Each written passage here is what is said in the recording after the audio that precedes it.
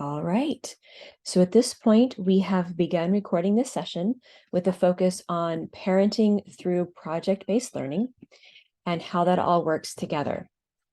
The key component we have is balancing back and forth between Schoology and Summit. And so we want to be sure that we are encouraging our student to be logging in to both pieces every day. And so in doing that, we land on the announcements page in Schoology. Now I see this as the parent. If I want to see this as my student, I'm going to use my down caret right here, and I'm going to toggle down to my student. I also now can see that I'm viewing it as my student here at the top.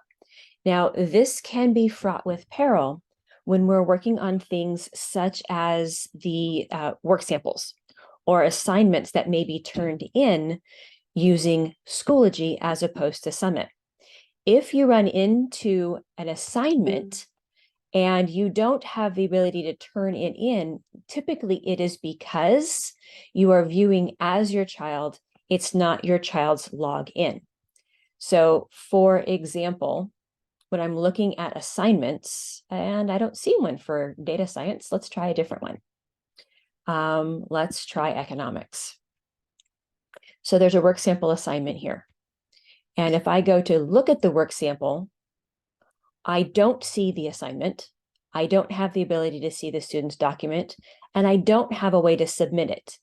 If you run into this problem or your student runs into this problem, it's likely because you're currently logged into Schoology under the parent account, not logged in as the student. And again, if you see viewing as, typically that will cause this error. The option is to log out of Schoology in its entirety and then log into classical.schoology.com and connect with your student's TCA Docs account. And that will provide the right login to allow students to be able to then turn in the assignment. So that is something that we've been troubleshooting a lot this week. As students are trying to submit those work samples, please remember that work samples are actually a required component of our independent study program. They're typically not a part of the student's grade with regards to the cognitive skills, but they are required one work sample per quarter per course. And that work sample document has the cover page, and then behind that, there's two pieces of work. The dates are a little bit strange. They may not align directly with when the teacher assigned them, but they are two valid work dates within the quarter. Sometimes students work on this on the weekend. We cannot have a weekend date on a work sample. That's why those pages are predated to be correct dates within the quarter. So that's an example of one of the project pieces that is completed in Schoology, but is also often assigned in Summit to encourage students to work on that. So using economics as an example, if we are looking at it like the student, we get a chance to see the materials, and then one page down is updates. Now, my poor son is currently stuck with me as his economics teacher. And so we're seeing this both as the parent view and then as the student view with the update from the teacher. Not every teacher will do a weekly update. That is just something that I provide for my economics students. And the reminder here is by Friday, you should have completed checkpoints 1 through 4 for Unit 1 and the PFA economic decision making. The reminder is complete the welcome video, and no samples equals no credit, no course grade. So I'm providing guidance in the Schoology update for what the students should be doing in the Summit coursework. So they go back and forth. I also provide an optional workshop for those students, and so that will show up in the Schoology calendar. But how do we know what we need to work on? What happens if the course teacher does not provide a weekly update? Well, we also can go back to our courses and we can look at, let's use Mr. Sonoda's course for English 4. And we have an announcement here from him, which is a suggested breakdown for the week. So what's happening if you're in a workshop? What's happening if you're in the virtual section? We also know that there's a work sample assignment. And if we look through here, the first project is critical lenses. And we always encourage students to look around. And in here, there is almost always, oh, am I not seeing it? Why am I not seeing it, Mr. Sonoda? There's usually a workflow assignment. There it is right there. Start here. We called start here. Start here. When in doubt, start where it says start here. That's the critical lens workflow. So this is even color coordinated for the entire project. So we get a chance to see the power focus areas that are due and their assigned due dates, as well as the checkpoint assignments, and even some additional resources for teacher notes. So whether there's a weekly update posted under updates, or there's a whole workflow document, we always do the start here to help the students understand what's due. So this is the what they work on posted here in Schoology. And then we can go back to our summit where they are doing the work. Mr. Sonoda, I have an alert for 3 people have entered the waiting room. I don't know if you're seeing that. I just cleared mine. So viewing it as my child, remember that when you log in as a parent to Summit, you will be logging in the upper right-hand corner where it says log in, and then you'll be doing the parent login. When you do that, you will see this viewing as and your student's name. That's really important. If you do not see viewing as, it means you erroneously logged in as your student.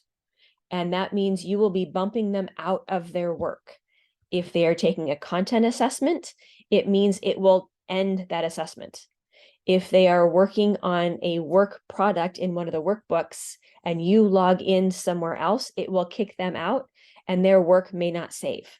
This is designed to protect academic integrity. So the parent should not be doing the work. The student should be doing the work. And the student should only be logged in one device at a time. So as a parent, I love the spy mode because I get a chance to view as my student without messing them up, without taking away the opportunity for them to do the work. And so we land here on the announcements page. So as my poor son's economics teacher, I cross-post. The exact same announcement from Schoology will also show up in the announcements in Summit. That's because I'm not sure where students are going to log in first, and I want to be able to encourage them to see this information before they get started every day. I post on Mondays. Miss Bojo posts for the entire school. That was the link for office hours on Fridays. Not every teacher takes advantage of the announcements in Summit. Again, we still use Schoology as our primary communication tool. So with a focus on project work, it would be important for me to sit with my son and identify, based on the announcements, what we need to focus on a class-by-class basis. Now, I have not yet done this with my son, and he is not super self-directed to create his goals for the week without some support. So when I'm done with this Zoom, I will have that time with him to ensure that he gets these done. Now for economics, I happen to know that our power focus area is going to turn red on Tuesday if he has not done that yet. So Summit helps the students define their goals with quick clicks. So currently assigned to him is that Unit 1 project and that power focus area. Well, power focus area is going to be due on Tuesday. So I click, it starts the new goal. I click on that first power focus area, And we can pass that content assessment and an 8 out of 10. And then as the parent, I cannot create the goal. It'll kick off an error. But that is as simple as it is to create goals in Summit. I also happen to know. Excuse me, Nikki. Yes. Could you set me as co-host? I don't think I'm a co-host.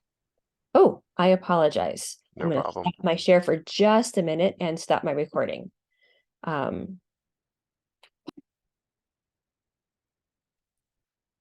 All right, so I should have resumed my recording, and we'll resume here with goal setting here on our week view. Remember that this does not self-populate. The week view is where you as the parent partner can help guide your student in that project management piece. So for economics, we have checkpoint number 4 that was due on this Friday. And so again, a quick click goal would be clicking in that box, clicking on that first project, and finish checkpoint. And it's going to say, oh, wait, which one do we want to finish? And this is checkpoint number 4. So in less than 5 clicks, I can actually create a goal that will help guide my work product each week. And then when I'm done, I can check it off and make it complete. Again, as a parent, I get this error, but this is something that we could be elbow partners for. And my son could create the goal and it would stay on his week view. We can go back to last week and take a look at what goals he set, and they were all checked off. So we actually had a really good Friday afternoon. In my house, what works really well is we work on setting our goals together on Monday afternoon, and then we reflect on them together on Friday afternoon.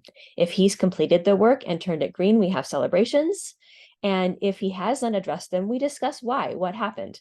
Sometimes life gets in the way. Sometimes we forgot about them. Sometimes we finished them and we just didn't check them off. We also have the ability to drag and drop them if we completed them early, or we can address them and move them to this week's goals if we need to. So again, goal setting, we are going to populate those goals based on what's due as announced in Schoology or listed in a workflow document. But there's also another cheat on that. When we go to our year view, we get a chance to see the entire semester at a glance. Remember, it's called the year view, but we have to close the grading to apply those grades on student transcripts at the semester. And so when we look at this view, we get a chance to see the course projects, and those show up in that first line. So another way to know what is due is to mouse over that project, and we can look to see that the whole project for that course is due on September 22nd. There are 4 checkpoints. Those are steps to completion. And there is one final product that is due, and that is what gets graded. It also looks like there's 2 focus areas, one that's turned green because my son mastered that content assessment, and one that is not yet started. And I can see that by mousing over. We haven't started working on that yet. Back to that project. When I click on it after I've moused over, I can see that there's also embedded due dates here in the name of those checkpoints, as well as the due date for that final product. So green feedback means that we have submitted, and that is getting quality work submitted and is on pace to do well for the class. We also can see that the one that was due last Friday has had feedback requested. Now, as the parent, I can take a peek. So when I open checkpoint 3, which is the one that he just completed, I can see there's the resource, and this is where the work gets done. So when I mouse over the title, notice there's a little page here that indicates that's the workbook. When I open it up, I can take a look and see what was submitted. And this had a bunch of drag and drop activities, as well as some work that can be submitted. Now, I cannot do the work for my student, but I can look to see that the work has been completed all the way to the very end. If your student is saying, well, I finished it, but I'm still waiting for feedback, as the parent, you are welcome to validate that the work has in fact been done. I can also take a peek at the next one. And I can see that there's no little circle here and it does not say feedback requested. But what does this mean? What is this project? What are they working on? And as the parent, I can look at the resources and then I can also look at what has been assigned. And this one looks like there's quite a bit of work that needs to be done. And this would be due this Friday. So this what we would be setting the goal for this Friday. So that's an example of what the project looks like. Let's take a look at another project.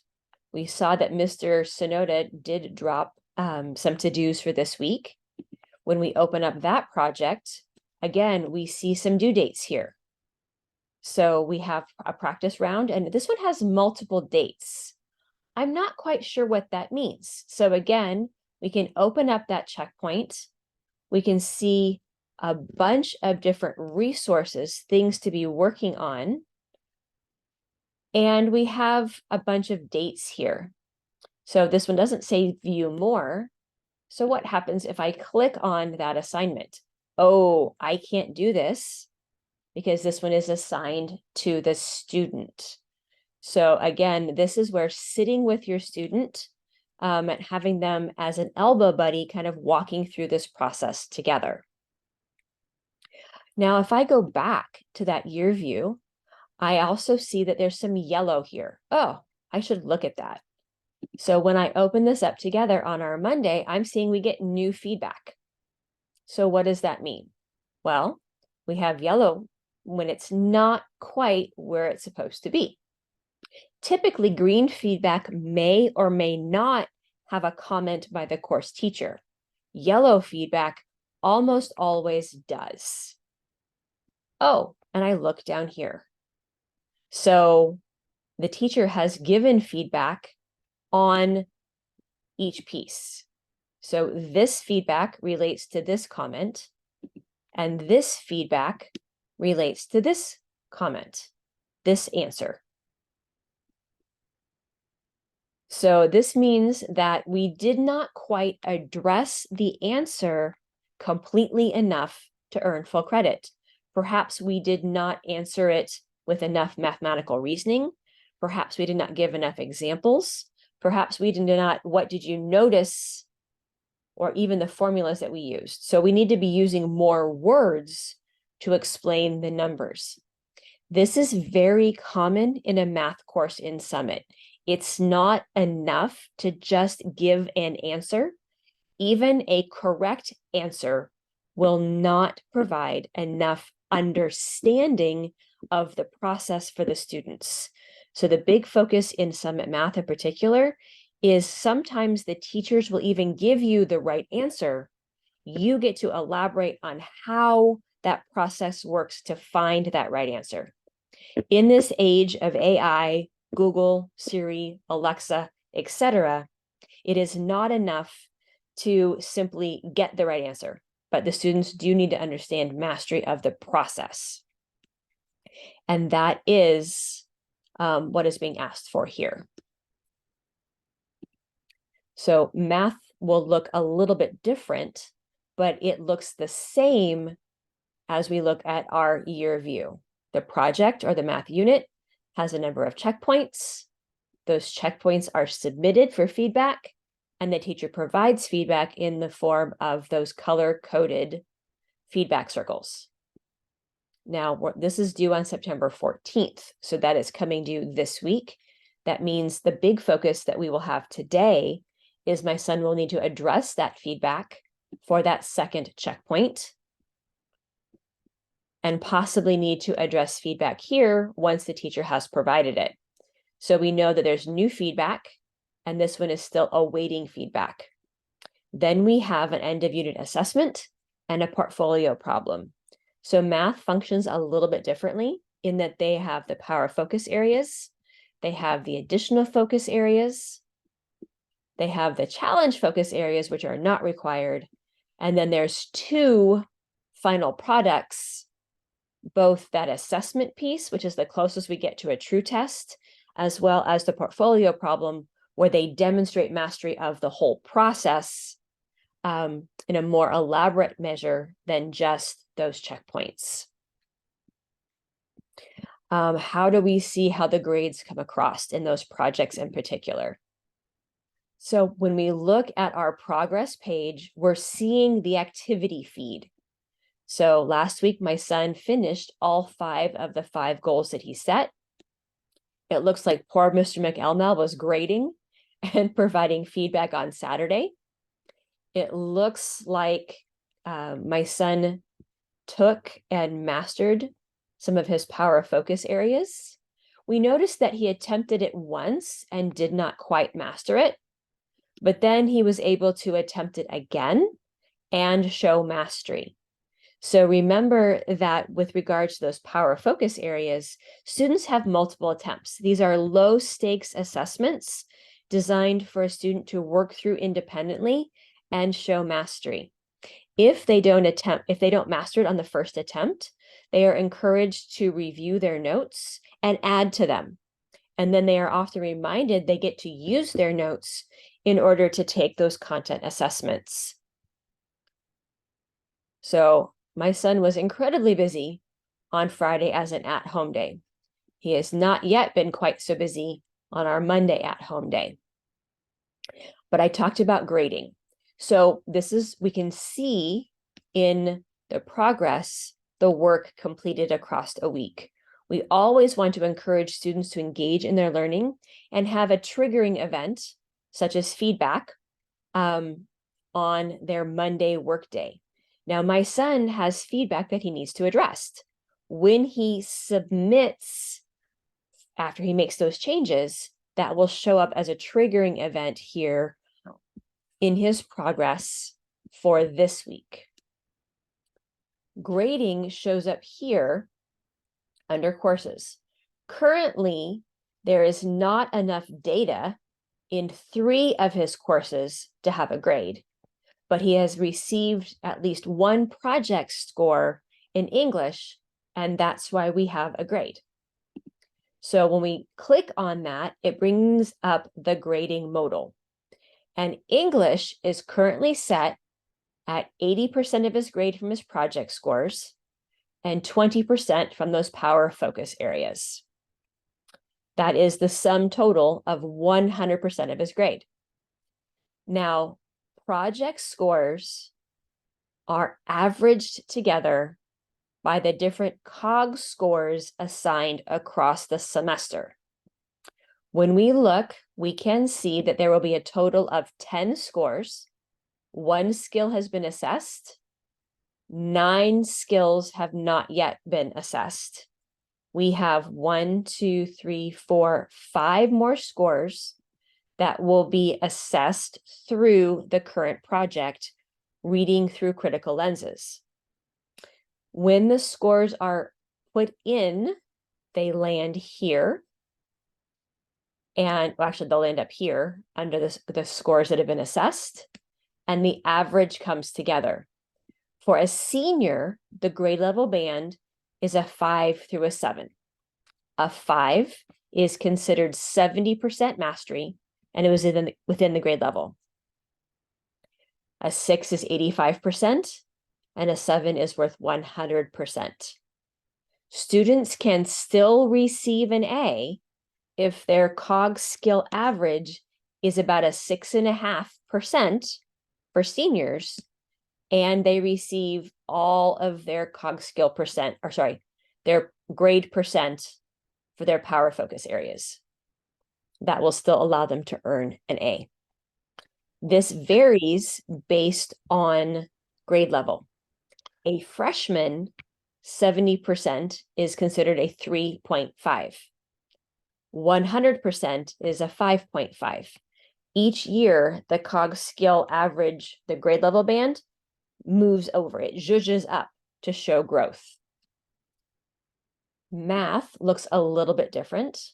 When we look at our data science course, we can see that 55% of the total grade comes from the project score. That is that unit assessment. Again, the closest we get to a true test are the math unit assessments. 25. Actually, this looks different. I apologize. Math units would be the unit assessment. Apparently, we are having project grades here.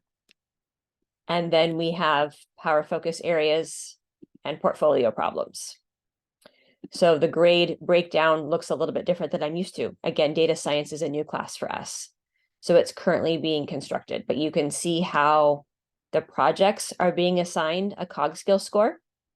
This is an 11th grade course. So even though my son is a senior, it's held to the 11th grade rubric, where 4.5 is considered mastery at 70%, and a 6.5 is considered 100% mastery.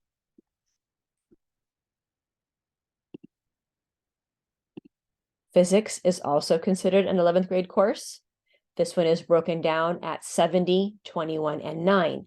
So this is similar to the economics grade breakdown.